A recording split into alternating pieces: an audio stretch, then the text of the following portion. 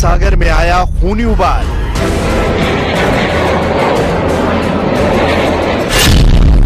तेल अवीव से बेरूत तक बरसा बारूद।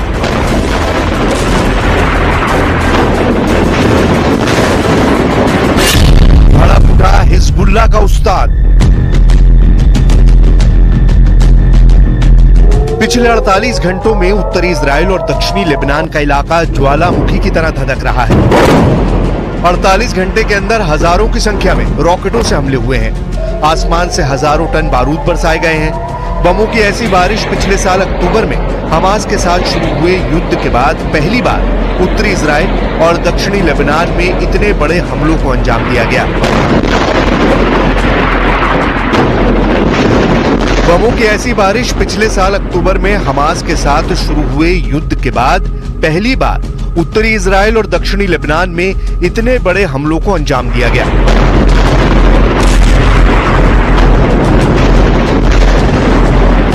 हिजबुल्लाह ने रविवार को सुबह सुबह इजराइल पर सैकड़ों रॉकेट और ड्रोन दागे, जबकि इजराइल की सेना ने कहा कि उसने एक बड़े हमले को विफल करने के लिए लेबनान पर करीब 100 जेट विमानों से हमला किया। 10 महीने से ज्यादा समय से चल रहे युद्ध में ये सबसे बड़े हमले थे। सुबह के वक्त आसमान में मिसाइलें देखी गईं।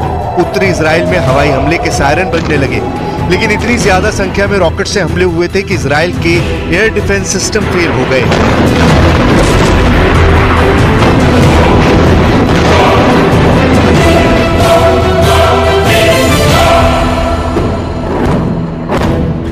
इजराइल ने अपने फाइटर जेट से दक्षिणी लेबनान पर कहर बरपा दिया, लेकिन युद्ध का ये स्वरूप और ज्यादा बढ़ने वाला है।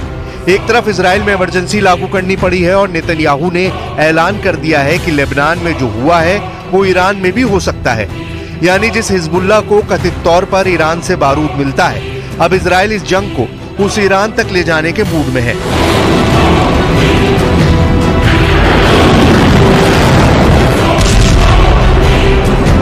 नेतन्याहू के इस ऐलान के बाद भी हिजबुल्लाह रुकने वाला नहीं है। हजारों लॉन्च पैड तबाह होने के दावों के बाद भी लेबनान से ऑपरेट करने वाले हिजबुल्लाह के कमांडर ने ऐलान किया है कि इजराइल को किसी तरह की माफी नहीं मिलने वाली।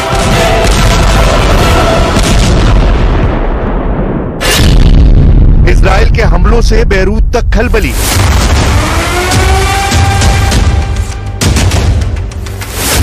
नसरल्लाह का ऐलान, होगा बड़ा घमासान।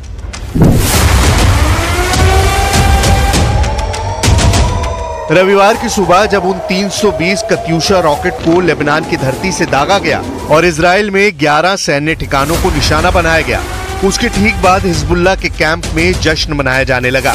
लेबनान में एक अज्ञात जगह पर हसन नसरुल्लाह ने ऐलान किया कि यह बदले की कार्रवाई थी और ये एक्शन इसलिए जरूरी था क्योंकि इलाके में जो इक्वेशन है उसका बैलेंस रहना जरूरी है। احنا للالفات كنا جاهزين بعد تشييع السيد محسن، كنا جاهزين شبابنا وسلاحنا وخطتنا وكل شيء. كان عندنا تفصيل معين انه اي من الاهداف اللي هلا حاحكي عنها بدنا ننقيه، بس كنا جاهزين. تأخير اولا हसन नसरल्लाह का यह ऐलान इजराइल पर आग बनकर बरसा। इसके पीछे की कहानी करीब 25 दिन पुरानी है। 25 दिन पहले इजराइल और अमेरिका के एक मोस्ट वांटेड आतंकवादी और हिजबुल्लाह के टॉप कमांडर हज मोहसिन उर्फ फुआद शुक्र को बैरूत में बम से उड़ा दिया गया था। उसी की फोटो लगाकर नसरल्लाह ने भाषण दिया, जिसे हिजबुल्लाह के जरिए नियंत्रित किए जाने वाले लेबनानी टीवी चैनल अल-मनार टीवी पर प्रसारित किया गया। नसरल्लाह ने कहा कि हिजबुल्लाह को अपने कमांडर की हत्या का बदला लेना था, लेकिन इस बदले को बड़ा बनाने और सटीक अंजाम तक पहुंचाने के लिए इंतजार करना था।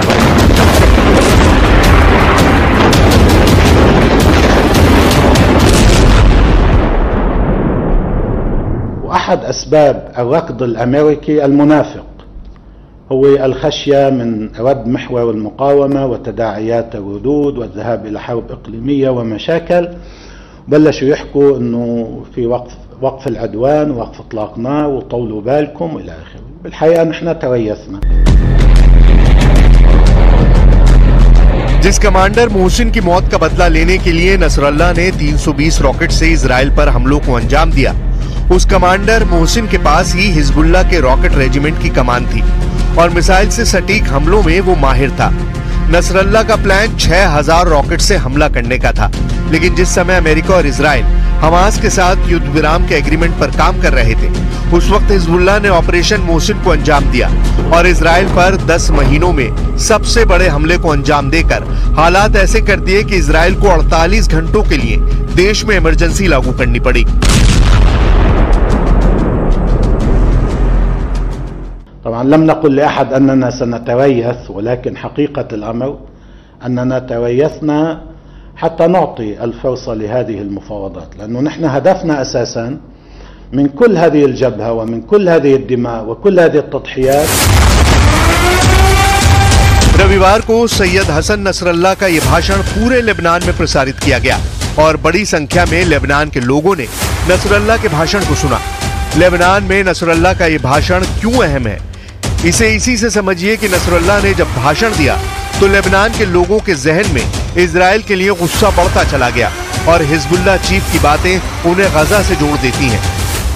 دائما كلام السيد بيعطي معنويات وبيعطي ثقة لجمهور المقاومة ولكل الناس الوطنيين، مش بس لجمهور المقاومة. كلام مريح وواقعي وفي حس وطني كبير. اليوم قال للناس كلها نحن ما بنسكت عن حقنا لأنه ربينا هيك، ونحن بهالحرب حتى وقف الحرب على غزة، ونحن جنبنا المدنيين لأنه قيمنا وأخلاقنا وشيمنا بتتجنب المدنيين، ورح نضل نتجنب المدنيين. ما عندنا إلا أهداف عسكرية، والعين بالعين والسن بالسن والبدء أصلا. उधर हिजबुल्लाह ने इजराइल के उन दावों को खारिज कर दिया है जिसमें इजराइल ने दावा किया है कि उसने हिजबुल्लाह के हजारों लॉन्च पैड को तबाह कर दिया है। यानी हिजबुल्लाह अभी भी आने वाले समय में अपने कमांडर की मौत का बदला लेने के लिए नए हमलों को अंजाम दे सकता है, लेकिन इसकी तैयारी के लिए एक बार फिर उसे वक्त चाहिए होगा, जबकि इजराइल को सोचना नहीं है। नेतन्याहू की सेना के गोदाम में बारूद ही बारूद है और वो सिर्फ एक इशारे पर लेबनान में हिजबुल्लाह के ठिकानों पर किसी भी वक्त बरस सकते हैं।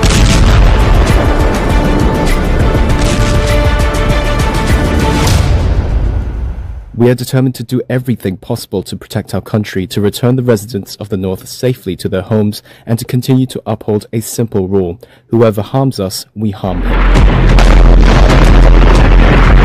रविवार को हुए हमले ऐसे समय में हुए जब गाजा में लड़ाई रोकने के लिए आखिरी कोशिश के तहत काहिरा में फिर से बैठक हो रही थी। वहीं अमेरिका से व्हाइट हाउस का बयान आया कि राष्ट्रपति जो बाइडेन इलाके में हो रही घटनाओं पर नजर रखे हुए हैं, लेकिन जो बाइडेन के खिलाफ मोर्चा खोलने वाले अमेरिका के पूर्व राष्ट्रपति और मौजूदा राष्ट्रपति के चुनाव में शामिल डोनाल्ड ट्रंप ने ऐलान कर दिया है कि कहीं ये जंग तीसरे विश्व युद्ध की ओर न पहुंच जाए। मध्यपूर्व में हमारे लिए कौन बातचीत कर रहा है? हर जगह बम गिर रहे हैं। स्लीपी जो कैलिफोर्निया के समुद्र तट पर सो रहे हैं, जिन्हें डेमोक्रेट्स ने जबरन बाहर कर दिया है, और कामरेड कमला अपने बहुत ही बुरे उपराष्ट्रपति उम्मीदवार टेम्पो टिम के साथ बस यात्रा कर रही हैं। कहीं तीसरा विश्व युद्ध ना हो, क्योंकि हम वहीं जा रहे हैं, क्योंकि हम वहीं जा रहे हैं। वहीं नसरल्ला ने ऐलान किया है कि हिजबुल्लाह के रविवार के हमले ने गजा में युद्ध विराम के लिए एक मौका तैयार किया है। वहीं आईडीएफ ने ऐलान किया है कि लेबनान में हिजबुल्लाह के ठिकाने अभी भी उनके निशाने पर हैं और उत्तरी इजराइल में नागरिकों की सुरक्षा को सुनिश्चित करने के लिए इजरायली सेना किसी भी हद तक जा सकती है।